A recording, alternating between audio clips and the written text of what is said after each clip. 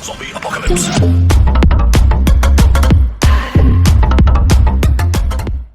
शब्द प्रति minute start.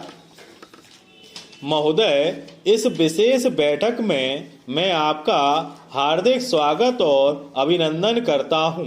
हमारे संविधान निर्माताओं को सामाजिक, आर्थिक और राजनीतिक न्याय, विचार, अभिव्यक्ति, विश्वास, धर्म और उपासना की स्वतंत्रता, प्रतिष्ठा और अवसर की समता प्राप्त कराने के लिए और राष्ट्र की गरिमा, एकता और अखंडता को सुनिश्चित करने वाली बंधुता बढ़ाने की अवधारणा रही है। इस अवधारणा और परिकल्पना को मूर्त रूप देने के लिए इस देश में लोकतंत्रीय व्यवस्था की संरचना की गई है।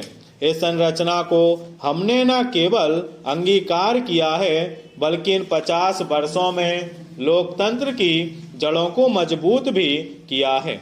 और जब जब परीक्षा की घड़ी का सामना करना पड़ा, तब तब हमारा देश इस परीक्षा में खरा उतरता गया है।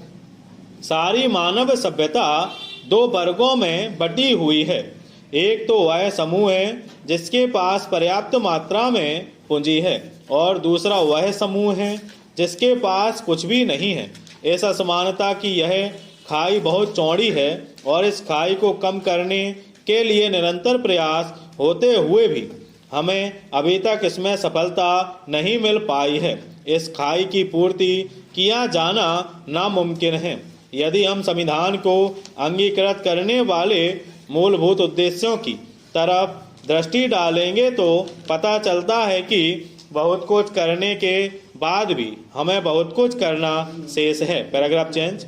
महोदय, आप जानते हैं कि लोकतांत्रिक पद्धति में अनेक दल होते हैं, और ये दल अपने अपने सिद्धांत और कार्यक्रम के आधार पर मूल उद्देश्य तक पहुंचना चाहते हैं। लेकिन कभी कभी मूल उद्देश्यों को प्राप्त करने की दिशा में जो साधन अपनाए जाते रहे हैं, उनमें भिन्नता होने के कारण हमें आंशिक सफलता ही मिल पाती है। इसलिए हमें ऐसे क्षण भी निकालना चाहिए जब सभी दल बैठकर समग्र विकास के सिलसिले में अपने विचारों के माध्यम से किसी भावी योजना की परिकल्पना करें। स्वतंत्रता की स्वर्ण जयंती के अवसर पर उपलब्ध ये क्षण निश्चित रूप से हम सब लोगों को यह अवसर देता है कि हम अपने विकास, उपलब्धि, भूल और भविष्य की दिशा के बारे में आत्मचिंतन करें।